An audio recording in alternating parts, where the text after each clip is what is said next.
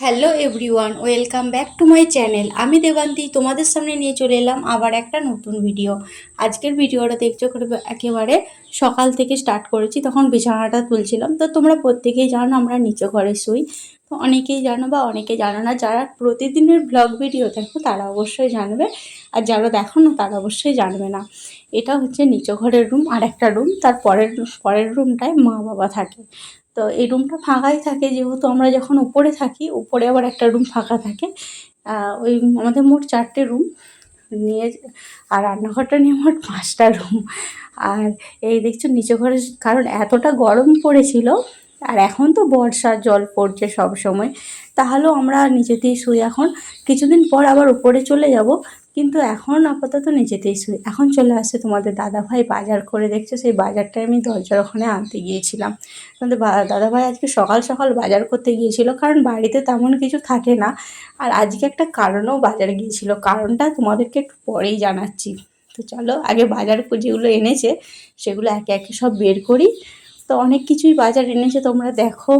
তো তখনও ভিডিওটা করে দিচ্ছিলো তোমাদের দাদাভাই, সেরকমভাবে আমার তো ভিডিও তো সেরকমভাবে ধরে দেয় না। তো মাঝে মাঝে যখন ধরো থাকে বাড়িতে, বা সকাল করে উঠলো ঘুম থেকে, তখন শুধু ভিডিওটা ধরে দেয়। তাছাড়া আমার কোনো ভিডিও সেরকমভাবে ধরে দেয় না, বা সময়ই পায় না সেরকমভাবে। সময় যদি পাই অবশ্যই কিন্তু আমার ভিডিও করে দেয়, এমন কিন্তু না যে ভিডিও আমাকে করে দেয় না। কিন্তু বেশিরভাগ সময়েই সময় পায় না, সময় দিতে পারে না, যাকে বলে। অফিস যেতে হয়, তারপরেই আবার দোকান। তো এই করতে করতেই সময় কেটে যায়, আর কি করবো বলো। আর তারপরে আবার খেতে আসে, খেতে এসেও চলে যায়। আর এখানে বাবান সোনা সব সবজিগুলো জিজ্ঞাসা করেছিল, এটা কি, ওটা কি, এটা কি। তো সেগুলো ওর বাবা বলছিল, আর ও জিজ্ঞাসা করছিল। আর এখানে অনেক কিছু এনেছে, দেখছো মাছ এনেছে, প্রায় অনেকগুলো মাছ এনেছে। ও দাদাভাই বললো সে 2 কিলো সাইজের মাছ এনেছে। তো 2 কিলো সাইজের মাছটা শুধু দেখো, পুরো এক গাদা মাছ। তার উপরে এনেছে খাসির মাংস। তো খাসির মাংসটা যে খুলে রেখে দিলাম, তোমাদেরকে দেখিয়ে দিলাম। খাসির মাংস আবার মাছ। তো এদিকে আমি ধরো একা একা করছিলাম, তো সেই জন্য বাবাও একটু আমার হাতে হাতে করে দিচ্ছিল। তো এদিকেও দেখছো আমার হয়ে গেছে মাছ ধোয়া। তো মাছগুলো যেগুলো কেটে এনেছিল আপাতত, আর এর আগের বারে যখন বাজার করতে যেত তখন একদমই মাছ কেটে আনতো না। তো খুবই প্রবলেম হতো যে কিভাবে কাটবো, আর আমি তো কাটতেই পারি না, যাকে বলে মাছ। মাই সব কিছু করে দেয়, কেটে কুটে দেয়, তারপরে ধুয়েও দেয়। এক গাদা করে সব সবজি এনেছে দেখতে পেলে, তবু এবারে সেরকম কিন্তু আনেনে। কিন্তু এর মানে যখন মানে এই সব জলের সময় তো, কিন্তু সব কিছু সবজি নষ্ট হয়ে গেছে। আর সেরকমভাবে কামারপুকুরে আমদানি নেই, নালে যদি থাকতো পুরো বাজার তুলে আনতো। তো আমাদের দাদাভাই বাজার যাওয়া মানে কি বলবো, যত রাজ্যের জিনিসকে সব একদিনে বয়ে আনবে। তাই কি কমটা এনেছে। এখানে দেখো বেগুন, ঘি করলা আছে, টমেটো আছে, আর বাবান সোনার জন্য আছে মৌসম্বি। তো এগুলো একটু জল দিয়ে ধুয়ে একটু বললাম যে বাজার থেকে জিনিস আনলেই মোটামুটি ধুয়ে দিই। আর এই দিকে আছে দেখছো বাঁধাকপি, সেগুলো তোমাদেরকে দেখালাম। কুলকি শাক আছে, ধনে পাতা আছে, মাংস, মাছ দুই এনেছে, সব কিছু। তো আজকে কী কারণে এত কিছু বাজার সেটা তোমাদেরকে চলো বলে দিই। আজ হচ্ছে আমাদের বিবাহবার্ষিক উপলক্ষে আজকে এত কিছু বাজার। চলো কি কি রান্না বান্না হয়, কিন্তু আমার দাদাভাই বলে গেছে সিম্পলের মধ্যে, মানে সিম্পল জাস্ট মাছের ঝোল হবে। আর মা হচ্ছে আজকে কিছু খাবে না। চলো কাজ করতে করতে তোমার সাথে কারণটা হলো, তো কারণটা হলো হচ্ছে আজ হচ্ছে শনিবার। মানে আমাদের শনিবার দিনে আমাদের প্রত্যেক শনিবার আমাদের নিরামিষ খাওয়া হয়। নিরামিষ বলতে মা খায় আর আমরাও এক দিন খাই। আমাদের মানে শনিবারটা হয়ে ওঠে না, প্রত্যেক ধরো সপ্তাহে শনিবারে হয়ে ওঠে না যে নিরামিষ খাবো। ধরো মাছ ফাছ যদি থেকে যায়, সেটার তো মানে ধরো থেকে ফ্রিজে যদি থেকে যায়, ভাবলাম যে করেই ফেলি। মাও বলে করেই ফেল, কি আর করবি। তো প্রত্যেকটা শনিবার হয়ে ওঠে না, তো আজকেও হয়ে উঠলো না। আজকে তোমাদের দাদাভাইকে আমি বলেছিলাম যে আজকে নয় আমাদের বিবাহবার্ষিক তারিখটা তার পরের দিনে করা হবে। ওকে বললো না, সব কিছু নিয়ে চলে আসি। সেই জন্য সবই হচ্ছে। আর মাছের ঝোলটা শুধু আমাদের 4জনের হচ্ছে, বাবান সোনার, আমার, বাবার, আর তোমাদের দাদাভাইয়ের বাপিনের জন্য। আর মায়ের জন্য তেমন কিছু নয়, মায়ের জন্য এই যে ভাজাভুজি করছি। আর এই আর কি করবো, আর তো কেমন কিছু হচ্ছে না। আর একটা আলু দেবো, আর কি আর করবে, আর একটু ডাল বানিয়ে দেবো ভাবছি, নাহলে কি দিয়ে খাবে শুকনো ভাততে মানুষটি। তো চলো ঝটপট করে কেটে নিয়ে এদিকে কাটতে শুরু করে দিয়েছি আমি। এখানে দেখছো ভাজাভুজি কেটেছি দুটো, ঘি করলা ভাজা আর বেগুন ভাজা। তো চলো কেটে ফেলি।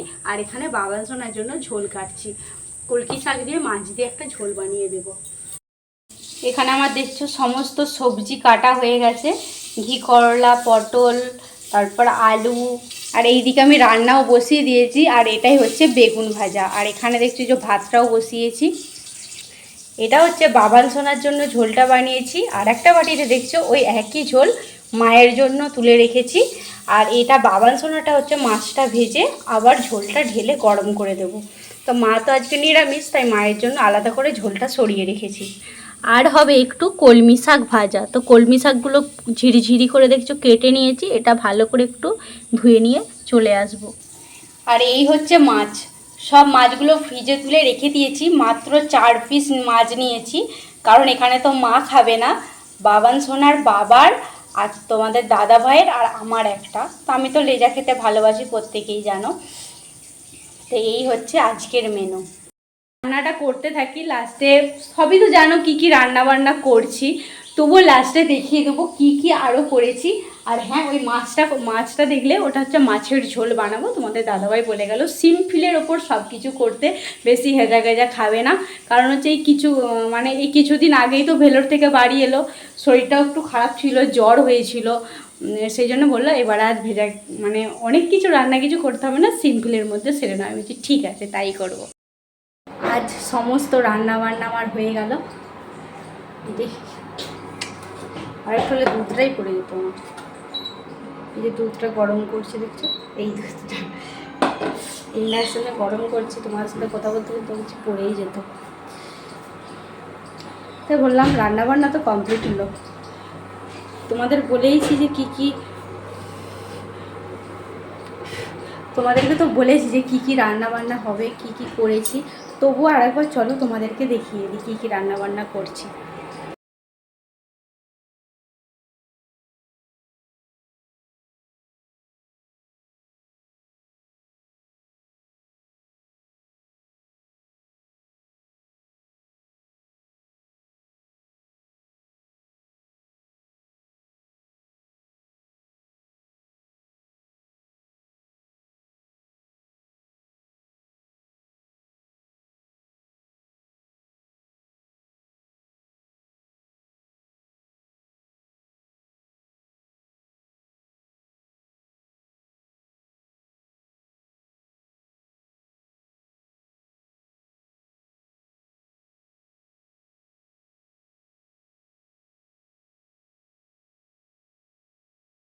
তোমাদের দাদাভাই আজকেও অফিস গেছিলো, কারণ তো সবাই জানো এর আগে ভেলোর গিয়েছিল, অনেক দিন বন্ধ হয়েছিল ওর অফিস, সেই জন্য আজকেও অফিস চলে গিয়েছিল। এরা বলেছিল যে যদি ভেলোর না যায় তাহলে বিবাহবার্ষিকীর দিন আর অফিস যাব না। তো যাই হোক, যাওয়া হয়েছিল। আর এদিকে আমার দেখছো ভাত বাড়ছি সবার জন্য। আগে আমাদেরটা বেড়ে নিচ্ছি, তারপরে আবার মা বাবারটা বেড়ে নেবো। তো একে একে এই যে ভাতও সাজিয়ে নিচ্ছি, অল্প অল্প করে সব ভাজাভুজি করেছি। তোমার দাদাভাই যেহেতু বলেছিল সবটা সিম্পলের মধ্যে করতে।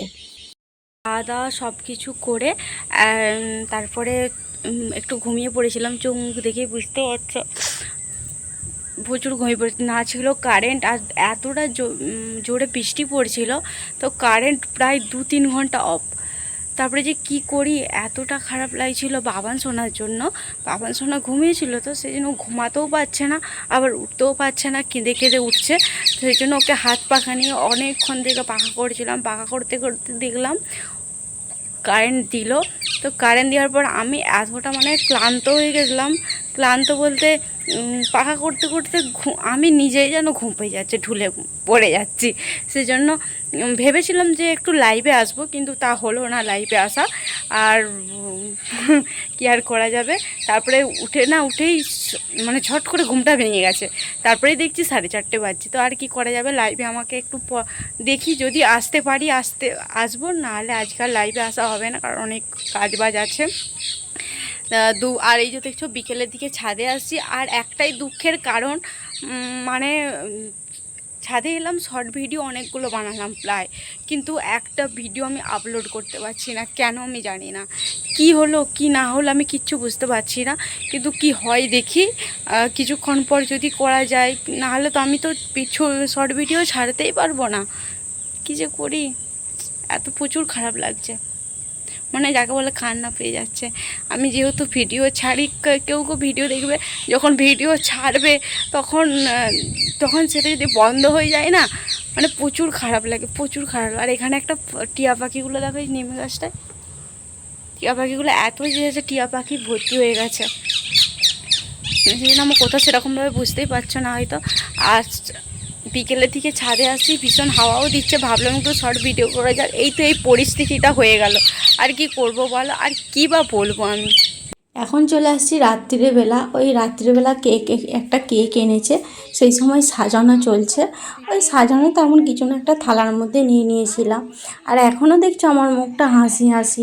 তারপরে যখন এরপরে আমি একটা শর্ট ভিডিও করব ভেবেছিলাম, যে একটা শর্ট ভিডিও আপলোড করব, তারপর থেকে এতটা মনটা খারাপ হয়ে গিয়েছিলো, মানে তোমাদেরকে কি বলবো, যে আমার ইউটিউব চ্যানেলটা কি হয়ে গেল। আমার চ্যানেলটা আমি সত্যি ভাবতে পারছি না, আমার চ্যানেলটা কি হয়ে গেল। হে ভগবানকে রাখছি যে কি করে আমি ভিডিও দেব। আমার চ্যানেলটাই আস্তে আস্তে গ্রো করছিল, আমার কয়েক বছরের চ্যানেল। আমি সত্যি, আমার এতটা কষ্ট লাগছে তোমাদেরকে কি বলবো। আমি এখনও জানি না যে আমার চ্যানেলটা আমার এরকম হয়ে গেছে বলে।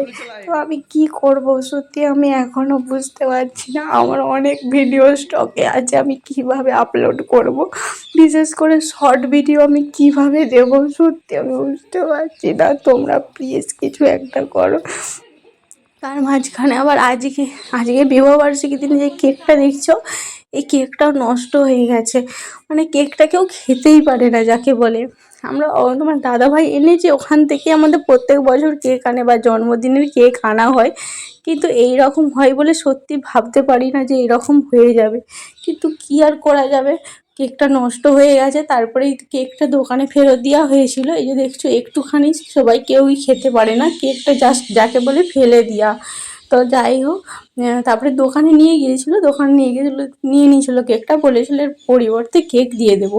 তো এই পরিবর্তে এখনও কেক দেয় না। এখন বললো 2 দিন দেরি হবে, 2 দিন দেরির পর তারপরে কেক দেওয়া হবে।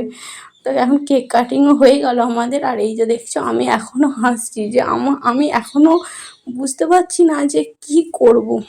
আর এখন চলে আসছি রান্নাঘরে। তো সব কিছু তো হলো, আর আমার ওদিকে আমার রান্না বান্না আমার হয়ে গিয়েছিলো। আজকে সেরকম কিছু রান্না করি না, কারণ দুপুরে অনেক কিছু রান্না করে ফেলেছিলাম। আর এখানে দেখছো ডিম ভাজা হচ্ছে, এই ডিম ভাজাগুলো শুধু আমাদের হচ্ছে। আর হ্যাঁ, তোমাদেরকে বলে দিই, আমার মা আর দাদা আসছে বিবাহবার্ষিকীর দিন। তো এখানে দেখছো পোস্ত করেছি আর বানিয়েছি মুগের ডাল। তো ব্যাস, আজকের রাতের